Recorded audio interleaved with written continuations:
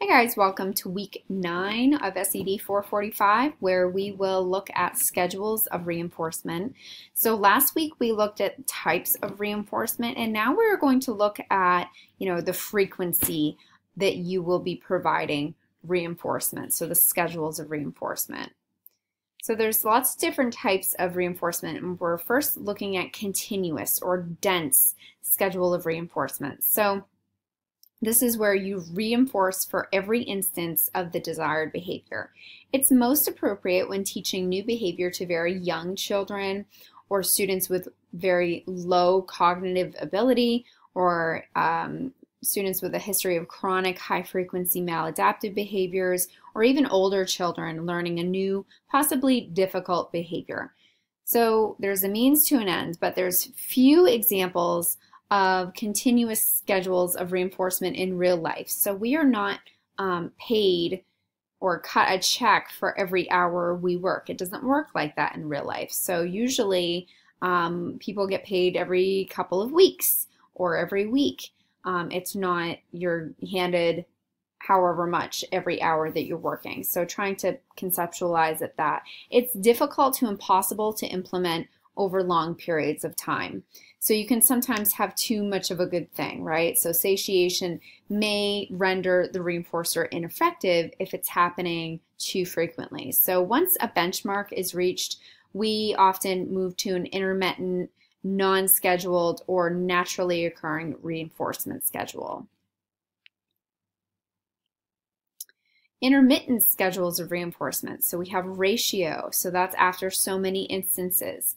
So it might be a fixed ratio, such as a student receiving a reinforcement after fixed number of behaviors have been exhibited. So for example, an F4, so fixed 4 schedule, implies that the student will be reinforced after demonstrating the desired behavior 4 times. Okay, so continuous reinforcement is an F1 schedule. So fixed as in every time it happens, that's continuous. So if you think of F4, that's how many times it's happening. So if you have an F7, for example, that means that every 7 times you will be reinforcing for the behavior. There may be a variable such as an average number of responses is reinforced. So for example, on a VR3 schedule, so variable rate 3, students would receive reinforcement after an average of every 3 responses. So sometimes you would do, when you're starting out, you would maybe do it every 1 time, and then the next time you would wait for every 3 responses, and then maybe every 4, and then maybe back down to every 2. So sometimes this is more challenging to implement and keep track of, but it also avoids post-reinforcement pause, or the tendency of individuals to stop responding immediately following reinforcement when the reinforcement is predictable. So students start to figure out, okay, so every 3 times I do this, I'm going to get my reinforcement. So, and once they figure that out, that is called the post-reinforcement pause, okay? So you kind of want to keep it, if you're going with a variable, that kind of keeps them on their toes as far as how many times they need to exhibit the behavior, the desired behavior, in order to get that reinforcement. So interval. So this is the first instance of the behavior at the end of set interval. So this is based on the passage of a certain amount of time. So a fixed interval of reinforcement is delivered immediately following the first instance of the desired behavior, or after a predetermined amount of time.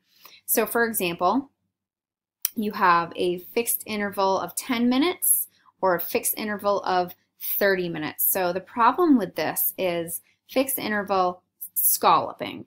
So this is the phenomenon whereby desired behavior is likely to increase immediately before the end of the interval, especially when the student is aware of the time interval. So they know it's, okay, so it's been about 10 minutes, so I'm going to increase my desired behavior in order to receive that reinforcement.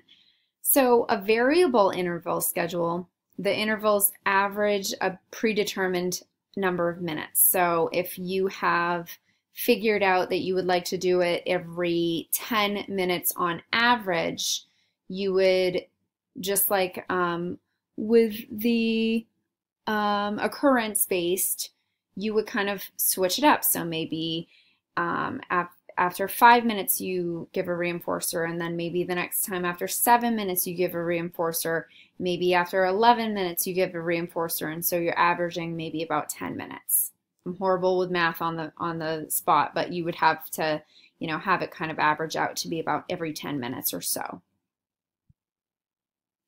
So you also have response duration. So this is designed to increase the duration of a desired behavior. So reinforcement is contingent upon the desired behavior being exhibited for a predetermined amount of time. So a fixed response duration schedule means that the behavior is reinforced following a fixed amount of time. So you might have a fixed response duration of 5 minutes. Again, you can have a variable response duration schedule that is based on an average length of time for response duration intervals. So a VRD 5-minute means that a student is reinforced when desired behavior is exhibited for intervals that average 5 minutes. So, for example, a student sits in their seat and works for 5 minutes. You're going to be giving positive reinforcement, or a fixed variable, which is the average stretch of time. So 3, 7, 4, 5 minutes. Non-scheduled reinforcement, the timing of the reinforcement is unplanned. You will often see this in classrooms already being used. It's easy to use. It reflects natural environments. Reinforcements may be insufficient to maintain the desired behavior, so it's kind of a natural reinforcer.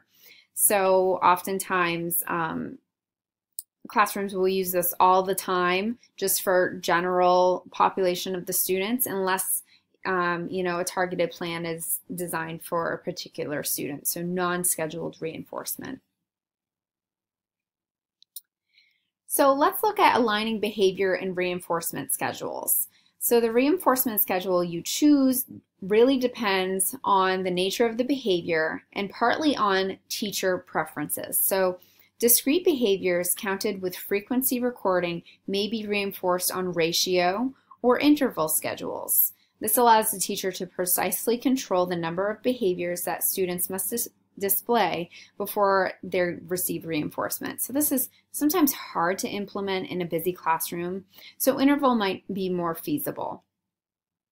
Ongoing or continuous behaviors that are measured with interval recording or time sampling may be best reinforced with interval schedules. When the goal is to increase or decrease time that a behavior is exhibited, duration recording is used to measure the behavior, and a response duration schedule may be the, I'm going to fix that, appropriate reinforcement schedule. Latency type behaviors appropriately reinforce using response duration. So it's really important to give some thought on the best align behaviors and reinforcement schedules. So this may take some planning on your part. So there's some benefits and challenges to each methodology of reinforcement schedule. So it might be best to start when planning, when beginning implementation of a plan, to start with a continuous, because this is the most powerful method to change. But the con of that is it's really not realistic for real world. So challenging to sustain for a long time in a busy classroom. And then also, like we talked about, that satiation may render it ineffective. So if they're getting it all the time, it's going to be difficult for you to keep up that reinforcer. So a fixed interval schedule, there's some pros to that. It's relatively simple to understand, relatively simple to implement, and also relatively simple to fade or thin, which we'll get to later on. The con of that is, like we talked about, the fixed interval scallop, or that post-ratio pause, when a student becomes aware of the interval length or ratio and might stop responding. So then we look at the variable response rate. So the pro of that is to avoid the tendency to internalize a fixed schedule. So the con of that might be more challenging for a teacher to implement. So some challenges when we're looking at reinforcement. Satiation, like we talked about, they're getting it all the time. They're kind of tired of it. It's not fun anymore. It's not, this grand reinforcer that they once thought it was. There's also that post-reinforcement pause where they've kind of figured out, when or can predict when they're going to get that reinforcer. Also with the fixed interval scalloping. And then there's also the ratio strain. So that's a phenomenon where the behaviors are not maintained under a new, thinner schedule of reinforcement. So you're fading it too quickly. So you might want to even back it up and, just maybe consider giving more of a continuous reinforcement plan for a little bit and then start fading it again.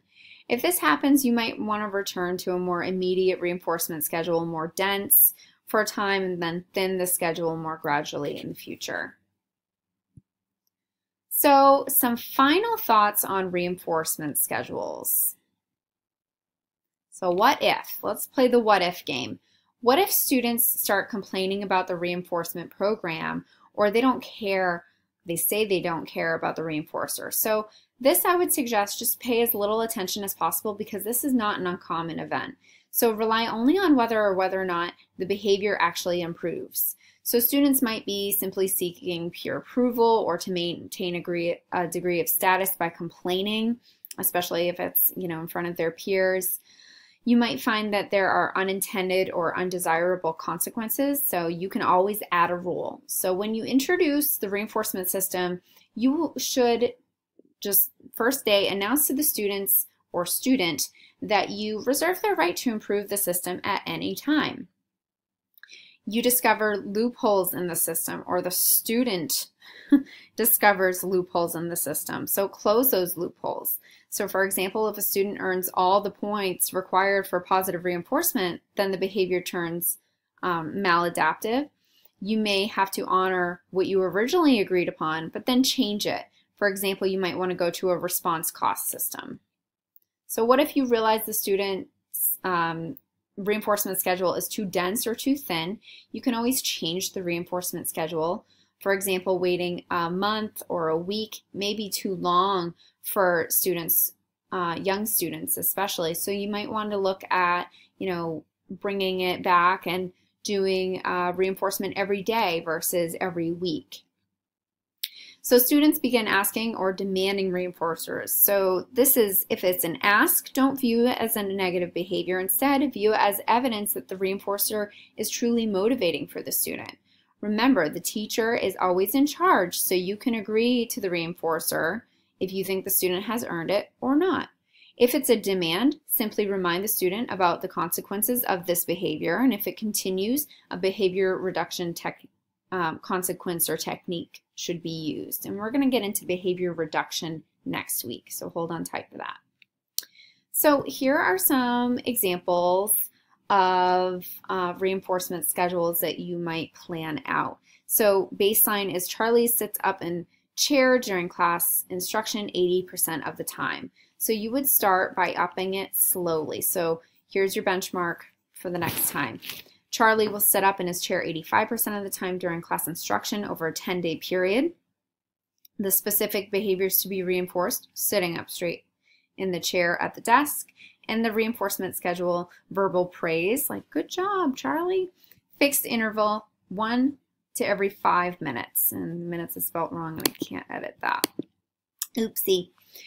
Also paired with a token, so maybe that is a fixed interval of 1 every 15 minutes, and that token might be for a bigger prize later on. Okay, and you'll see that the benchmark moves up and the reinforcement schedule is also strengthened, lengthened a little bit there. Okay, and I've got a couple more examples here. I will allow you, I'm just going to blow through this because I'm coming up on my 15-minute mark, but you can certainly print off the slides so that you can see those examples at your own leisure. Thank you for watching. See you on the boards.